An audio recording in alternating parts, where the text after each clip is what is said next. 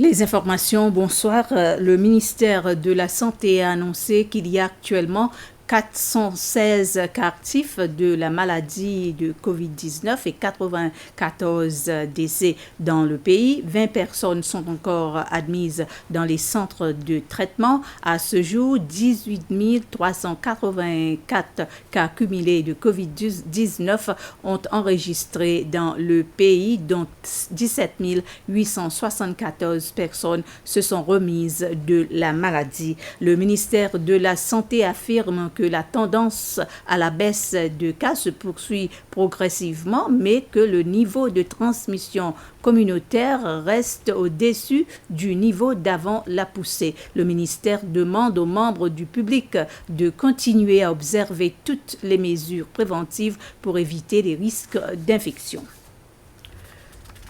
State House a annoncé aujourd'hui que le président Revel Ramkalawan, le vice-président Ahmed Afif et le conseil des ministres se sont réunis pour la toute première retraite ministérielle nationale sur l'île de Silhouette au cours du week-end. Les participants étaient accompagnés de leurs familles. Selon State House, le but de la retraite était de partager les expériences des 8 derniers mois que le nouveau gouvernement est au pouvoir et des stratégies pour les mois à venir, surtout à un moment où la préparation du budget du pays est en pleine discussion et où la reprise économique est la plus grande priorité.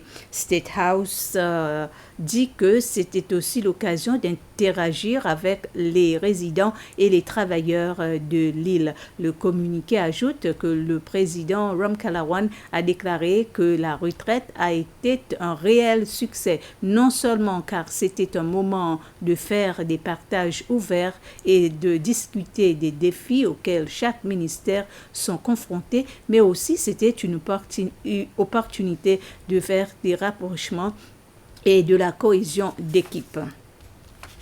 L'Association des entreprises de la digue affirme qu'il y a eu des réactions diverses à l'annonce faite par le ministre des Affaires étrangères et du Tourisme, Sylvestre Radegonde, la semaine dernière. M. Radegonde a annoncé qu'à partir hier, le 1er août, il y a un moratoire sur les nouvelles chambres d'hôtel et la construction d'hôtels à la digue. Un moratoire qui sera en vigueur durant les 2 prochaines années. Un représentant de l'association des entreprises de la digue, Alain Niol, a déclaré qu'il y a des gens qui se sentent affectés par la décision parce qu'il avait fini de planifier certains développements hôteliers sur l'île, mais il a dit que certaines autres personnes ont bien accueilli cette annonce du ministre Radegonde. Le moratoire sur les nouveaux développements touristiques ne s'applique pas aux développeurs qui ont déjà demandé un permis de construction, mais le ministre Radegonde a souligné qu'aucune nouvelle demande ne sera prise en compte.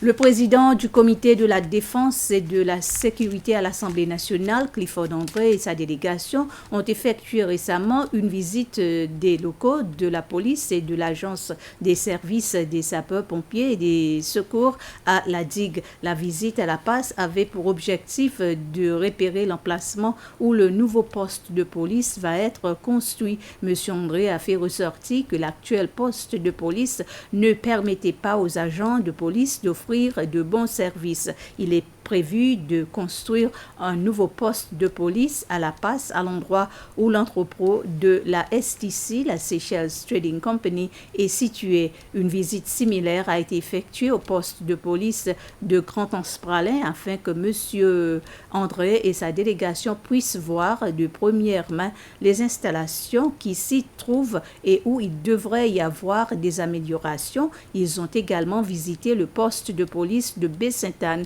et l'endroit où le nouveau poste de police sera construit. Ainsi s'achève ce résumé d'informations. Merci de votre attention et bonsoir.